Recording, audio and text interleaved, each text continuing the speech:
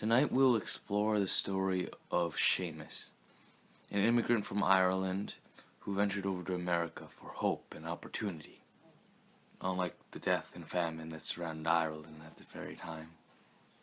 Let us begin our tale now. Everyone is going to the US with all the industrialization happening there.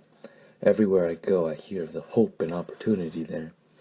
Not to mention the US is actually one of the countries who is prospering because of its industrialization, as its use of the profit from capital and taxes to build more and more infrastructure in the country. All sorts of immigrants from around the world are flooding into countries like these to find new jobs and get money. Well, my friends were among these ones, so I think I should also join them. Oh, looks like our friend Seamus is searching for a dream that's untouchable. Oh well, let's continue on with our tale. Wow. Well, this is my first time on a steamboat. All these new forms of transportation are making the world more interconnected than before. It also lets us average Joes afford transportation to different places for different jobs. Imagine how efficient countries must be with these faster means of communication too. Kinda like them steam engines I keep hearing about. Toot toot. Oh, that's the signal that we hit New York. See you soon, Journal. Oh, the surprises that'll meet you, Ramus. Oh, the surprises. I'm beat. I managed to get a job, but it doesn't pay very well. Not to mention I have to work from 6 in the morning to 6 in the evening. From left to right of me, dangerous machinery threatens my life every day at the factory.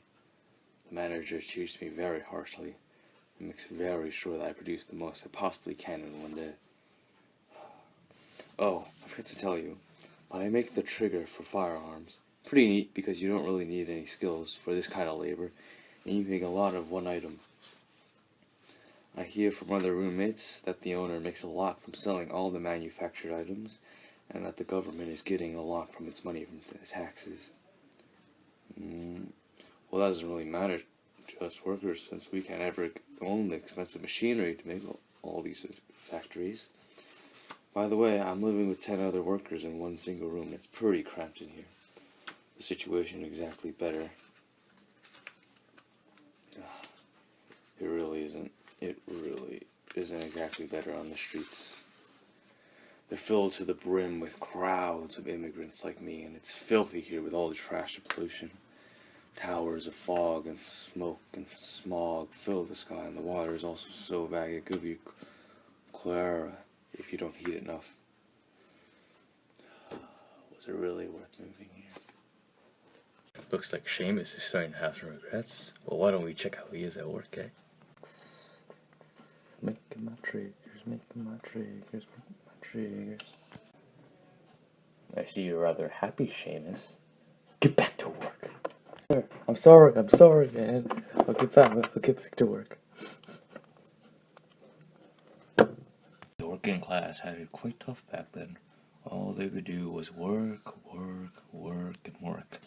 Under the other classes and all the honchos of the big corporations. It was basically slavery. With the only difference being capitalism gives the working class money, so they can give it back to the corporations. What a cruel fate. Will there be any relief? Some of the roommates got smallpox and they lost their jobs because they couldn't work. Luckily I'm safe because I got a vaccine against smallpox in the past. These vaccines and medicines are really lengthening the lives of those who get them. And soon the global community won't have to worry about getting wiped out by some huge disease epidemic with all of these vaccines. Not to mention, states can also have more of their labor that they've always needed and wanted. The state is starting to intervene in the affairs of the corporations and factories. They're putting in work regulations and making sure children under a certain age cannot work. Yes, the same is happening around the globe in industrializing nations. In Great Britain, I hear that they are making kids go to school for a certain amount of time now. As for me, I finally get a lunch break at 12 for a couple minutes now. This will make it just a bit less pressuring throughout the workday. Building codes and regulations are also being put in to help out the overpopulation problem in the cities. Environmental regulations have also started out, as well as national parks being established to protect the wildlife in order to counteract the pollution. I'd like to go on. Whatever. It would seem that internationally the role of the government is starting to turn towards guarding the average Joe like me. On a train ride now heading out west for a better job, but these locomotives and railroads really make traveling across the country feel like a breeze. Well, besides this train ride, the only real good thing that's come from moving to America is the higher standards of living, I guess. The horrid factories made products cheap for people like me. Heck, I even have 4 changes of clothing now. Still, though, the work for these items is definitely not easy. Even the raw materials are a heckle for the laborers in that field. From what I heard from a former Hispanic coworker, the wages in field work were very low, and the standards of living was worse than they are here.